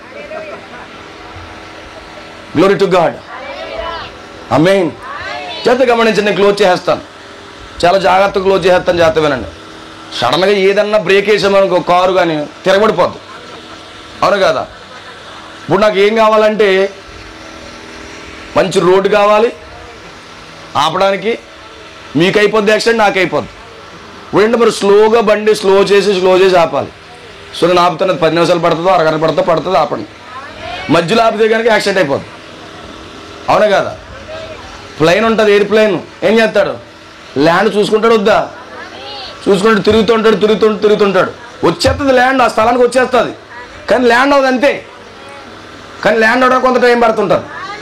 హల్లెలూయా. మీరు అన్నట్టుగానే నా ప్రసంగం ముగింపుకి వచ్చేసింది. కానీ ల్యాండ్ అవ్వడం కొంచెం కష్టం అవుతుంది. Amen. God bless you. Amen. అరగంటలు ముగించామనుకో, అరగంటలో తినేసి అందరం పోతాం, ఇంటికాడ ఏమీ లేనట్టు ఉంటారు. ఈ రోజంతా సందర్భంగా ఉండాలంటే ఈ రోజంతానే ప్రసంగం చేయాలి. దేవుని స్తోత్రం కలుగునుగా. ఎంతమందికి ఇష్టం ఆ మాట? మీ కుటుంబం సందర్భంగా ఉండాలనుకున్నారా? ఆయనకు వాక్యం అంటే చాలా ఇష్టం. అలాగని బంధువులు అంటే కూడా ఇష్టం. పాపం వాస్తవానికి ఎవరు టైంకి భోంచేరండి. కానీ ఎప్పుడు టైంకి భోజనం గుర్తుంది తెలుసా? పాస్టర్ గారు ప్రసంగం చేస్తున్నప్పుడు టైంకి భోజనం చేయాలని భోజనం కోసం గుర్తొస్తారు. ప్రతిరోజు 2-3 గంటల వరకు ఎవరు తినరండి. కానీ అక్కడ ప్రసంగం జరుగుతున్నప్పుడు మాత్రము టయ్యానికి ఆకలిహేస్తుంటారు. దేవుడికి స్తోత్రం కలుగునుగా. సో నాకు తెలుసు, నేను ఆపేస్తాను. షుగర్ పేషెంట్ ఉంటే సైలెంట్గా వెళ్ళిపోండి, భోజనం చేయండి. ఆమేన్. అయితే వాక్యాన్ని ప్రేమించే వాళ్ళు మాత్రం కూర్చోండి. వాక్యాన్ని నిజంగా నువ్వు ప్రేమిస్తూ కూర్చో. మీ జీవితంకి ఇంపార్టెంట్ విషయాలే చెప్తున్నా. నేను ఎక్కువ ప్రసంగం చేయడానికి కూడా రాలేదు. అయితే గమనించండి నా ప్రియమైన సోదరుల, అబ్రహాము ప్రభువు కొరకు వేరే సమర్పించుకుని ప్రతిష్ఠించబడిన తర్వాత, అతను నాజీరు చేయబడిన తర్వాత, తన కుమారుడు నాజీరు చేయబడిన వాడు వస్తున్నాడు. నాజీరు చేయబడిన వాడు వచ్చాడు కనుకనే సంపూర్ణ విధేయత తండ్రికి చూపిస్తూ ఉన్నాడు. గమనించండి, ఎందుకు మన కుటుంబాలు సమాధానం లేకుండా ఇబ్బందులతో, ఇరుకులతో, బాధలతో, తల్లిదండ్రులు బిడ్డలు ఎల్లప్పుడూ కొట్టుకోవడం, తిట్టుకోవడం, సమాధానం లేకపోవడం, కంచాల గిరేసుకోవడం, అవి తన్నేయడం, కుర్చీలు తన్నేయడం ఎందుకు జరుగుతుంది? ప్రతి కుటుంబంలో ఉంది బాధ. పైకి ఎంతెంత నటించినా కానీ బిడ్డలకి, తల్లిదండ్రులకి పడక అనేక కుటుంబాలు, నా తల్లిని బట్టి నేను సంతోషంగా లేనన్నోడు పిల్లవాడు అంటాడు. ఓ నా తల్లిని, కొడుకుని బట్టి కన్నానే కానీ నాకు ఎలాంటి సంతోషం లేదని ఆవిడంటారు. ప్రతి ఒక్కరికే బాధ ఉంది. ఆ బాధ పోవాలంటే ప్రతి తల్లిదండ్రుల ముందుగా ప్రభువుకు ప్రతిష్ఠించబడినప్పుడు నీ కొడుకు, నీ కూతురు కూడా ప్రతిష్ఠింపబడతారు. అందుకే అబ్రహాము తన కొడుకు ప్రతిష్ఠింపబడి అబ్రహాము ఏం చెప్తే అది అన్నాడు. ఎందుకంటే అబ్రహాము జీవితాన్ని 12 సంవత్సరాలు, పుట్టినప్పటి నుండి 12 సంవత్సరాల వరకు, ఆ బలి అర్పించే సమయం వరకు అబ్రహాము జీవితాన్ని ఇస్సాకు గమనిస్తూనే ఉన్నాడు. అందుకే తల్లిదండ్రులుగా మన జీవితాన్ని బిడ్డలు గమనిస్తారు. తల్లిదండ్రులుగా బిడ్డలు మన జీవితాన్ని గమనిస్తుంటారు. వాళ్ళ కోసం వీళ్ళ కోసం సాడీలు చెప్పావనుకో, నీ కుమార్తె అదే నేర్చుకుంటారు. ఆమేన్. హల్లెలూయా. వాళ్ళ కోసం వీళ్ళ కోసం ఆ సాడీలు ఈ సాడీలు చెప్తే అయ్యే మోసుకుంటూ వస్తారు. అదే బిడ్డల కోసం వాక్యం, విశ్వాసము మనం బోధించుకున్నాం అనుకో, నీ బిడ్డ ఎక్కడ నిలబడినా వాక్యం బోధిస్తారు. అయితే నీ బిడ్డ సాడీలు చెప్పేదానిలా ఉండాలా, నీ బిడ్డ అందరి మధ్యలో బూతులు తిట్టేవాడుగా ఉండాలా, లేకపోతే వాక్యం మాట్లాడేవాడుగా ఉండాలంటే నువ్వు ఇంటికాడ ఏదైతే ట్రైన్ చేస్తున్నావో అదే బయట ప్రదర్శిస్తాడు. ఆమేన్. ఇంకొంతమంది ఏమంటారు, తాతలు ఏమంటారు, ఒరే అలాగే వెళ్తుంది చూడరా మామనే, భయంకరంగా తిట్టరా అంటాడు. తాత నేర్పిస్తుంటాడు మాట, ఒసే అని పిల్లరా అంటాడు. మనోడు ఏం చేస్తాడు, తాత అంటే గౌరవం కాబట్టి ఒసే అని పిలుస్తాడు. అంటే ఏం నేర్పిస్తున్నామంటే మనకి ఒసే గీసే అంటూ నేర్పిస్తాం. కుటుంబంలో ఎందుకు దెబ్బలాటలు జరుగుతున్నాయి? తల్లిదండ్రులు ప్రతిష్ఠింపబడక. మనకు విధేయులుగా ఉండాలంటే మన బిడ్డలు సంపూర్ణంగా మనం ప్రభువుకు ప్రతిష్ఠింపబడాలి, వాళ్ళని ప్రతిష్ఠించాలి. 12 సంవత్సరాలు అబ్రహాము జీవితాన్ని ఇస్సాకు వాచ్ చేస్తున్నాడు. 12 సంవత్సరాలు వాచ్ చేస్తున్నాడు. అందుకే అబ్రహాం మీద పరిపూర్ణ విశ్వాసము ఇస్సాకు ఉందండి. ఈరోజు మన బిడ్డలకి మన పైన విశ్వాసం కలిగించుకోవాలి మనం. నా తండ్రి దేవుని సంబంధి, నా తండ్రి సంపూర్ణంగా దేవుని వెంబడిస్తున్నాడు, నా తండ్రి ఒక ప్రార్థనాపరుడు, నా తండ్రి ఒక విశ్వాసి అని చెప్పి తల్లిదండ్రులపై పిల్లలకి సంపూర్ణ విశ్వాసము బాల్య వయసు నుంచి మనం చూపించాలి. అందుకే అబ్రహాము మాట ఒకటి కూడా తీయకుండా సంపూర్ణ విధేయతతోనే ఏం చేస్తున్నాడు? లోబడుతున్నాడు. తన మరణము కోసం అతనే వెళ్తున్నాడు. అంటే అబ్రహాముపై ఎంత విశ్వాసం ఇస్సాకు ఉందో చూడండి. దేవునికి స్తోత్రం కలుగును గాక. హల్లెలూయా. ఈ 12 సంవత్సరాల జీవితంలో అబ్రహాము కోసం ఇస్సాకి అనేక సంగతులు తెలుసుకున్నాడు. ఎలా 25 సంవత్సరాలు తన కొరకు కనిపెట్టి చూశారు. ఒకవేళ అబ్రహాము ఇస్సాకుని స్కూల్లో డ్రాప్ చేయడానికి వెళ్తే మీ తాత వచ్చాడని ఊరట. మీ తాత వచ్చాడా లేదా మీ నాన్నమ్మ వచ్చిందా అని ఊరట. ఇస్సాకు తల్లిదండ్రులు ఎలా ఉన్నారు? వృద్ధాప్యములు ఉన్నారు. అందుకే తల్లిదండ్రులు ముసల్దాన్ని పిలవకూడదు అన్నాడు ప్రవక్త. నీ తల్లిదండ్రులు వాళ్ళు నువ్వు ముసలుడు అని పిలవకూడదండి అసలు. మనం చాలా వాళ్ళు తల్లిదండ్రులే. నీకు 100 సంవత్సరాలు నిన్ను కన్నా 150 సంవత్సరాలు కన్నా కానీ నీకు తల్లిదండ్రులే. ఖచ్చితంగా వాళ్ళు చాలా మర్యాదగా పిలవాలట. మనం దేవునికి స్తోత్రం కలుగును కాదు. నా ప్రియమైన సోదరులు జాగ్రత్తగా గమనించండి. ఆమేన్. ఇస్సాకు అబ్రహాము లైఫ్ అంతా వాచ్ చేశాడట. అందుకే తండ్రి మాటకు విధేయత చూపిస్తున్నాడు. ఈరోజు మన పిల్లలు మన మాటకి సంపూర్ణ విధేయత చూపించాలంటే మన లైఫ్, మన సాక్ష్యం, మన విశ్వాస జీవితాన్ని వాళ్ళు చూడాలి. అది ఎప్పుడైతే మనం బిడ్డలకు కల్పిస్తున్నామో ఆటోమేటిక్గా వాళ్ళు ఏం చేస్తారో తెలుసా? మనం ఏ మాట చెప్తే ఆ మాటకి విధేయత చూపిస్తారు. మనం ఏంటంటే నా బిడ్డలు లోబడతలేదు అని పొలోమంటే ఎడుతుంటాం. మనం అది కాదు నువ్వు చేయవలసింది. ఈరోజు మనం కాదు అది కాదు చేయవలసింది, అలా కాదు ఏడవలసింది. ఆమేన్. నీ బిడ్డ నీకు సంపూర్ణంగా విధేయత చూపించాలంటే నీ యొక్క విశ్వాస జీవితాన్ని వాళ్ళకి కనపరచాలి. నువ్వు దేవుడి మీద ఎంత ఆధారపడుతున్నావు, దేవుని కొరకు ఎంత బతుకుతున్నావు, వాక్యాన్ని ఎంత ప్రేమిస్తున్నావు అని ఎప్పుడైతే చూపిస్తున్నావో అప్పుడు ఆటోమేటిక్గా వాళ్ళు నిన్ను ప్రేమించడం, నిన్ను గౌరవించడం, నీ మాటకి విధేయత చూపించడం మొదలు పెడతారు. అందుకే మానవ కుటుంబాన్ని దూత వేరు చేసింది, తన తల్లిని ప్రతిష్ఠింపబడ్డాడు. కనుకనే మానవ భార్య గర్భంలోంచి వచ్చిన వాడు సంసోను ప్రతిష్ఠింపబడ్డాడు. అబ్రహాం గర్భంలోంచి వచ్చిన వాడు ఇస్సాకు ప్రతిష్ఠింపబడ్డాడు. అందుకే మనం ప్రతిష్ఠింపబడి మన బిడ్డలు మన ప్రభువుకు ప్రతిష్ఠించినప్పుడు వాళ్ళు నీకు లోబడతారు. అలాగే నీ విశ్వాస జీవితాన్ని వాళ్ళు చూస్తారు. ప్రభు మాటలు దీవించును గాక. May God bless you all. ప్రభు చేత మీద మరొక అవకాశం ఉంటే ఖచ్చితంగా కొన్ని మాటలు మన వాక్యాలను చెందాం. ఎందుకంటే భోజన ఏర్పాట్లు టైం ఇక్కడ చూసుకుంటారు కనుక నేను క్లోజ్ చేస్తున్నాను, నేను ముగిస్తున్నాను. అయితే గుర్తుపెట్టుకోండి, ఎల్లప్పుడూ వాక్యాన్ని ప్రేమించండి. ఎల్లప్పుడూ వాక్యాన్ని ప్రేమించండి. వాక్యము కొరకు లోకంలో అన్ని విషయాలు వేరైపోండి, అన్ని పక్కన పెట్టండి. విశ్వాస జీవితాన్ని కాపాడండి. 12 సంవత్సరాలు తండ్రి యొక్క విశ్వాస జీవితాన్ని ఇస్సాకు చూశాడు. అందుకోసమే తండ్రి మాటకి ఒక మాట కూడా అవిధేయత చూపించట్లేదు. చావు తీసుకెళ్తున్నా పరిగెడుతున్నాడు. ఎంత గొప్ప అద్భుతమైన కృప చూడండి. నా ప్రియమైన సోదరులారా, సంసోను అదే చేశాడు. సంసోను ప్రభువుకు ప్రతిష్ఠించబడ్డాడు, నాజీరు చేయబడ్డాడు, దేవుని కొరకు పని చేశాడు. నీ బిడ్డలు ప్రభు సేవలో ప్రభు కొరకు పని చేయాలంటే ఖచ్చితంగా నువ్వు ప్రతిష్ఠింపబడకుండా వాళ్ళు ప్రతిష్టతను కోరుకోవద్దు. నువ్వు ప్రభు కొరకు వేరే జీవించకుండా వాళ్ళు వేరే జీవించాలని కోరుకోవద్దు. నువ్వు ప్రభు కొరకు లోకం నుంచి వేరే నువ్వు జీవించు, నీ కుటుంబం వేరే జీవించు. తర్వాత నీ కుటుంబంలో నీ బిడ్డలు కూడా ప్రభు కొరకు వేరే జీవిస్తారు. ఖచ్చితంగా అప్పుడు ఆ కుటుంబము ఆమేన్ నీ బిడ్డలు నీకు లోబడతారు, నీ బిడ్డలు నువ్వు ప్రేమించగలవు. అప్పుడు నీ కుటుంబంలో సమాధానం కలుగుతుంది. ఇవంతా ఇలా చేయడానికి గల కారణం ఏంటంటే ఒక దూత వర్తమానం. ఎవరైతే ఆ దూత వర్తమానాన్ని ఫాలో అవుతున్నారు, దూత వర్తమానానికి విధేయత చూపిస్తున్నారు, అందుకే ఈ కాలంలో కూడా దేవుడు ఒక దూతను పంపించాడు, 7వ దూతను పంపించాడు. 7వ దూత స్వరం విన్నప్పుడు, 7వ దూత నువ్వు స్వరం విన్నప్పుడు, నీ కుటుంబాన్ని నీ జీవితాన్ని సెపరేట్ చేసుకున్నప్పుడు, ప్రభు కొరకు నాజీరు చేసుకున్నప్పుడు నీ కుటుంబం కూడా ఒక సమాధానం కలిగిన కుటుంబముగా, నీ బిడ్డలు ప్రభు కొరకు నాజీరు చేయబడిన వారుగా, ప్రత్యేకించబడిన వారుగా వాళ్ళ జీవితంలో పెరుగుతారు. నిత్యంగా నీ కుటుంబంలో నెమ్మది వస్తుంది. దేవుడి మాటలు దీవించును గాక. May God bless you all. లేచిన పని మనం ప్రార్థించాలి. No chance. ఇప్పుడు వద్దు, మీరు తర్వాత చెప్పుకోండి, మీరు తర్వాత మాట్లాడుకోండి. ఇది నా కూటం కదా. దేవుడి స్తోత్రం కలుగును గాక. హల్లెలూయా. మనం ప్రార్థన చేసుకుని లేచి నిలబడండి.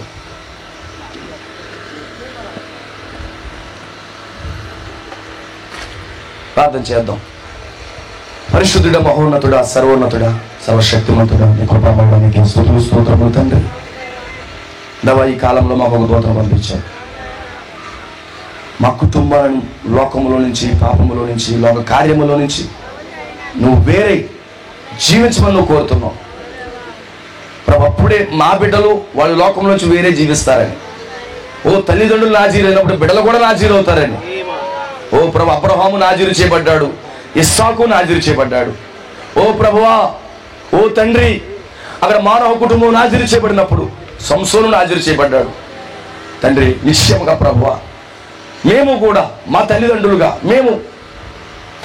నీకు ప్రతిష్ఠింపబడి, ప్రత్యేకించబడి, దూత స్వరములకు లోబడి, ఈ గడియ వర్తమానానికి మేము లోబడి మేము జీవించినప్పుడు, మేము బ్రతికినప్పుడు ప్రభు, మా బిడ్డలు కూడా ఓ లేవా, ఇదిగో నీ వాక్యానికి లోబడి వాళ్ళు జీవిస్తారని, అద్భుతాల కుటుంబంలో జరుగుతాయని కొన్ని విషయాలు నీ వాక్యం మేము చూసాం ప్రభువా.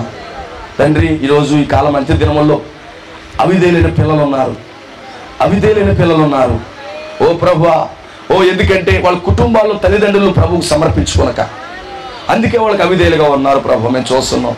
కానీ మా బిడ్డలు అవిధేయులుగా ఉండకుండా, మా కుమార్తెలు అవిధేయులుగా ఉండకుండా, ఓ దేవ, ముందుగానే మేము ప్రభువుకు ప్రతిష్ఠింప చేసుకుని, నీ వాక్యానికి సమర్పించుకుని, లోకంలో సంపూర్ణంగా వేరై ప్రభు వాళ్ళు నీకు నాజీలు చేసి, ఓ ప్రభువా, ఓ దేవ, నీ కొరకు పెంచాలని ప్రభువా ఓ గొప్ప తీర్మానం తీసుకుంటా ఉన్నాం. తండ్రి, మీరే మాకు కృప చూపించండి, మీరే మా పట్ల కనికరము దయచేయండి. నిశ్చయంగా ఇచ్చినటువంటి కొన్ని మాటలు బట్టి నీకు వందనాలు. ఇక్కడ ఉన్న బిడ్డలు దీవించండి, మీరు ఆశీర్వదించండి, నీ కృపా కనికరములు దయచేయండి ప్రభువా. నీ హస్తాలకి మా జీవితాలు సమర్పిస్తున్నాము, మీరే కృప చూపించమని వేడుకుంటున్నాము. తండ్రి, తప్పనిసరిగా మీరు అద్భుతమైన కార్యము చేయండి. ఓ ముఖ్యంగా ప్రభు, ఈ కుటుంబాన్ని కూడికి ఏర్పరిచిన కుటుంబాన్ని దీవించండి, ఆశీర్వదించండి. వచ్చినటువంటి బిడ్డలందరినీ ఓ దేవా, ప్రతి ఒక్కరిని మీరు స్వాధీనపరచుకుని, మీరే దీవించి, ఆశీర్వదించి, బలపరిచి, నీ నామానికి మహిమకరంగా ప్రభు వారి కుటుంబాలు దీవించమని ప్రభు, ఒక నాజీరు చేయబడినటువంటి కుటుంబాలుగా ప్రభు వారిని హెచ్చించమని, మీరే భద్రపరచమని, వాళ్ళ కుటుంబాలకు సమాధానం అవ్వమని ప్రభు నీ హస్తాలకే సమర్పించుకుంటూ ప్రభు యేసుక్రీస్తు నామములో ఈ ప్రార్థన అడుగుచున్నాము. ఆమేన్. మన ప్రభు యేసుక్రీస్తు అద్భుతమైన కృప ఈ మధ్యాహ్నము ఆ యొక్క మానవికకును, అలాగే బర్నబాస్ కుటుంబానికి, సంపూర్ణ కుటుంబానికి, ఆ చిన్నబిడ్డ మానవికునికి ఉన్న పరిశుద్ధులందరికీ కూడా ఆయన కొరకు సదా తోడుగా ఉండి, ఆ యొక్క ప్రత్యేకించబడి ఆ కుటుంబంలో ఎల్లప్పుడూ కూడా సమాధానం కలిగి ఉండే కృప దేవుడు మనందరికీ అనుగ్రహించునుగాక. Amen, amen, amen. God bless you.